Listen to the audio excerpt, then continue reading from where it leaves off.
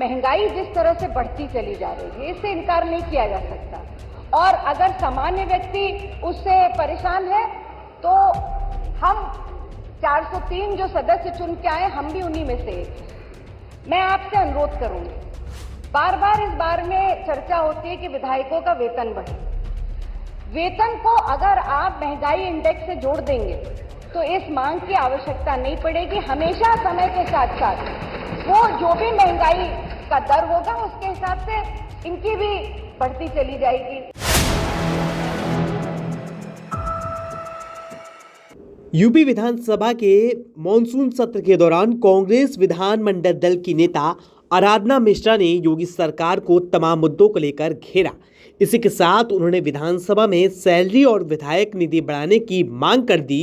तो उनकी इस बात पर क्या सत्ता पक्ष और क्या विपक्ष, सभी विधायकों ने मेज थपथपाकर समर्थन कर दिया। इस वीडियो में देखिए। बिल्कुल माननीय प्रतिष्ठाता महोदय, मैं मालूम है मुख्यमंत्री जी का को जाना है, पहले भी बताया थे अध्यक्ष जी ने।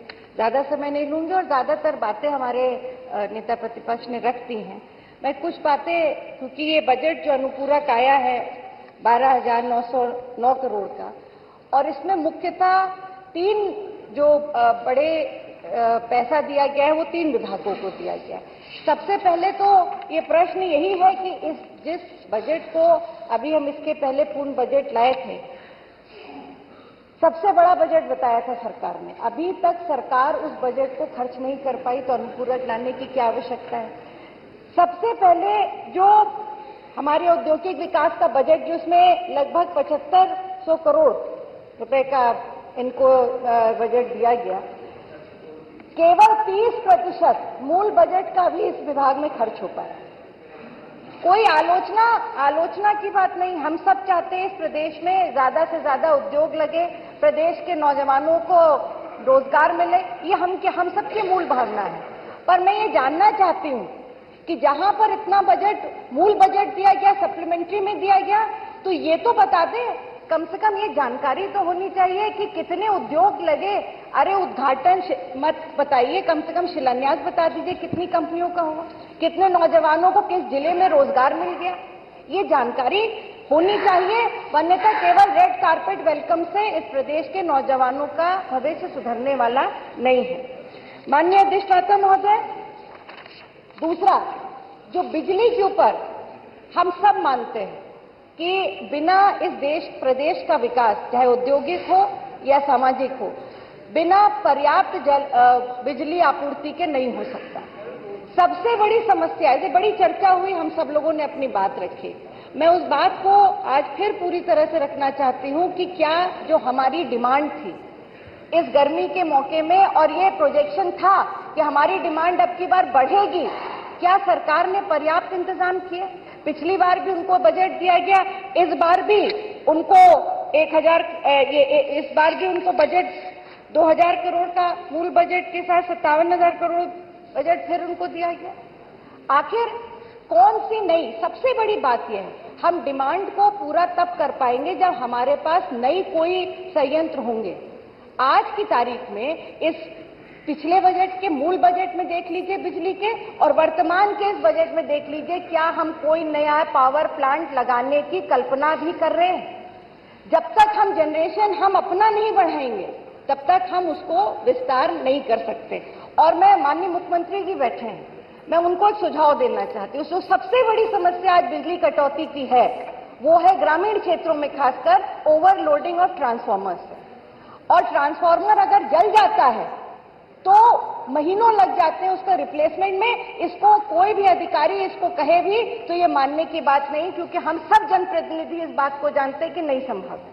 अगर आप ट्रांसफार्मर रिपेयर वर्कशॉप्स तहसील स्तर पर अगर बनाएंगे तो जो रिपेयर की चीजें हैं, ट्रांसफार्मर्स हैं, वो बेहतर रिपेयर होंगे और समय भी बर्बाद नहीं होगा। आज मुख्यालयों पर रिपेयरिंग होती है, 40, 50, 60, 70 किलोमीटर चल के बेचारा किसान ट्रैक्टर लेकर के जाता है ट्रांसफार्मर के लिए।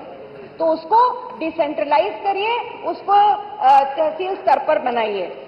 और सबसे बड़ी आज जो समस्या है, माननीय मुख्यमंत्री जी बैठे हैं, माननीय मुख्यमंत्री जी, बाढ़ से और सूखे से ये प्रदेश का किसान ग्रसित है। मैं मांग करना चाहती हूँ। कहने को मैं बहुत कुछ कहना चाहती थी, पर मैं इतना जरूर कहूंगी कि आज इस दोनों समस्या से किसान सबसे ज्यादा परेशान है।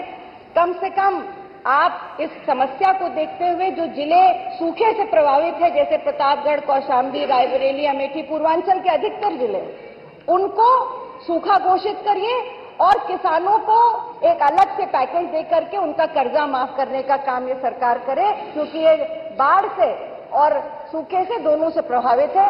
मैं माननीय मुख्यमंत्री से अनुरोध करूंगी और पुनः अनुरोध करूंगी कि इसको तत्काल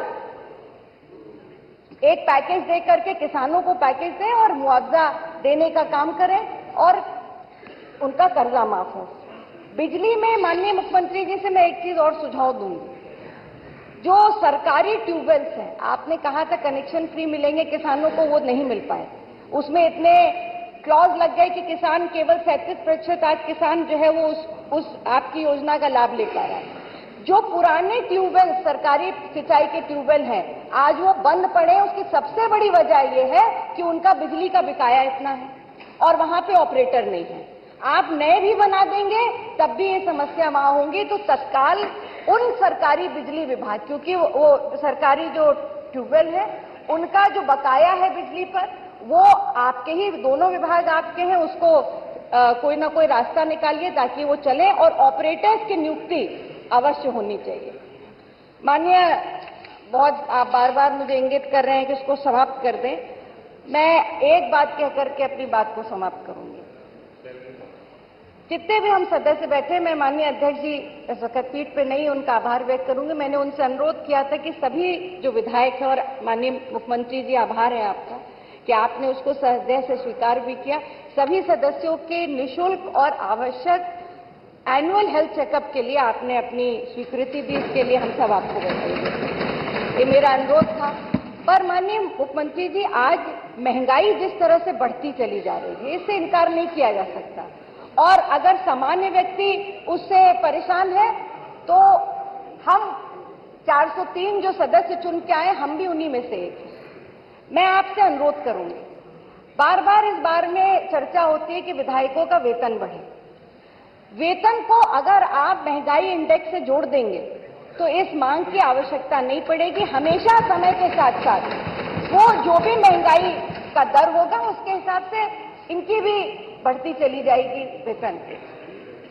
दूसरा, माननीय मुख्यमंत्री जी से मैं अनुरोध करूंगी कि जल जीवन मिशन में माननीय हमारे मंत्री जी बहुत काम कर रहे हैं और उन्होंने कहा है कि पता नहीं कौन सी, पर फिर भी एक बुलेट ट्रेन पे बैठ करके 6 महीने के अंदर उस लक्ष्य की प्राप्ति कर देंगे। मैं पूरी तरह से इनकी बात से सहमत हूं। पर मैं ये जानना चाहती हूं कि आपने इस जल जीवन मिशन के चक्कर में जो हैंडपंप बंद कर दिया और आप 6 साल से उसको, उस लक्ष्य की पूर्ति नहीं कर पाए हैं, उसको दोबारा से उस पर विचार करिए। जनप्रतिनिधियों को कम से कम 100 हैंडपंप आप आपकी इस सदन के समाप्त होने पर दीजिए। मैं आपसे अनुरोध करती हूं, जल सूखे की वजह से बहुत जगह ये जलस्तर समाप्त हो चुका है और हैंडपंप ही इसकी पूर्ति कर पाएगा, कम से कम तब तक जब तक ये योजना पूरी नहीं हो जाती। इसके साथ साथ मैं माननीय मुख्यमंत्री जी से एक अनुरोध और करूंगी कि जो विधायक निधि में जीएसटी की बात थी, आपने कई बार हमने उसको उठाया है जीएसटी की बात को। हमारे 5 करोड़ की जो विधायक निधि है उसमें जीएसटी के बाद हमें केवल 4 करोड़ 6 लाख मिलता है। 1 करोड़ के लगभग पैसा 18% की कटौती के बाद चला जाता है। पर हमसे जो हमारे क्षेत्र की जनता है वो 5 करोड़ का हिसाब मांगती है। तो मैं अनुरोध करूंगी कि पुनः इस पर विचार करें। आज तो दांत के डॉक्टर, हड्डी के डॉक्टर दोनों साथ बैठे हैं, तो आज इसका इलाज का, इसका कम से कम प्रिस्क्रिप्शन लिख दीजिए, ये समस्या हमेशा के लिए समाप्त हो जाए। मैं आभार व्यक्त करूंगी माननीय मुख्यमंत्री जी का। और जो 6 करोड़ वाली बात कही है माननीय नेता प्रतिपक्ष ने, सभी सदस्यों को उधर के और इधर को, क्योंकि आप तो सहृदय हैं, आप तो सबके लिए सब कुछ दे देते हैं। जब आपके यहाँ कोई पहुंचता है तो आप चिट्ठी पर जरूर लिख देते हैं, पर वो क्रियान्वित नहीं हो पाता है। तो कम से कम 6 करोड़ की सड़कों के प्रस्ताव सभी सदस्यों से ले लें और मैं आभार व्यक्त करूंगी। सप्लीमेंट्री बजट एक चीज आज अच्छी और देखने को मिली, लॉ एंड ऑर्डर पे माननीय मुख्यमंत्री जी से मैं एक बात जरूर कहूं, मैंने उठाया था सदन में, बाकी आपका जरूर इस पर बहुत आप सख्त रहते हैं, पर कल की जो दर्दनाक घटना गोमती नगर में हुई है, माननीय मुख्यमंत्री जी, वो एक महिला के साथ जिस तरह से बर्ताव किया गया है, वो सदन चल रहा है, सत्र चल रहा है और गोमती नगर जैसे इलाके में इस तरह की घटना बहुत ही शर्मनाक है। इस पर कठोर से कठोर कार्रवाई होनी चाहिए। मैं इसको पुनः इस बात को कहूंगी और धन्यवाद दूंगी। आज एक और नजारा अच्छा लग रहा है कि आज मुख्यमंत्री जी बैठे और पीछे सारे वरिष्ठ अधिकारी बैठे हैं। इसके लिए मैं सभी को, आप लोगों ने बड़ी मेहनत की होगी इस अनुपूरक बजट के लिए, मैं आप सबका भी बहुत बहुत आभार और बधाई देती हूँ। सभी सदस्यों के बारे में आप तो आज मुस्कुरा भी रहे हैं, आज जितनी देर तक नेता प्रतिपक्ष बोलते रहे आप मुस्कुराते ही रहे, तो हमें विश्वास है कि आज सबके साथ साथ विधायकों का भी ख्याल रखेंगे और प्रदेश के किसान और गरीब जनता का भी ख्याल रखेंगे। बहुत बहुत धन्यवाद। वहीं इसके बाद कुंडा से विधायक रघुराज प्रताप सिंह उर्फ राजा भैया ने भी कांग्रेस विधायक के इस मुद्दे का समर्थन करते हुए कहा कि मैं समय के महत्व को समझता हूं।